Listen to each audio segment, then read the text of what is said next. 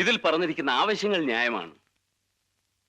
ഞാൻ ഈ നിയോജക മണ്ഡലത്തിൽ നിന്നും ജയിച്ചാണ് മുഖ്യമന്ത്രിയായിരുന്നു വെച്ച് എനിക്ക് ചില പരിമിതികളൊക്കെ ലഭ്യമാനന്താ.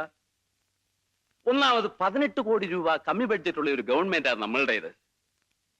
എടുത്തോ പിടിച്ചോ എന്ന് പറഞ്ഞ് ഇതിൽ പറഞ്ഞിരിക്കുന്ന കാര്യങ്ങൾ നടത്താൻ കാശിന് ഞാനിവിടെ പോവും.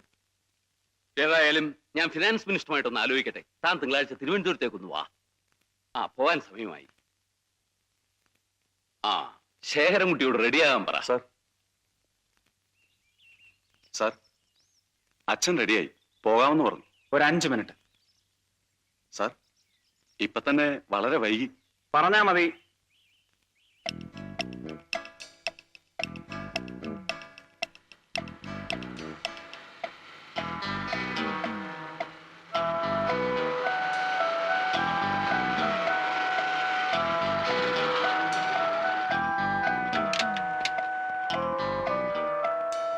എന്താടാ പറയാം. അച്ഛൻ എപ്പോഴാ പോകുന്നത്?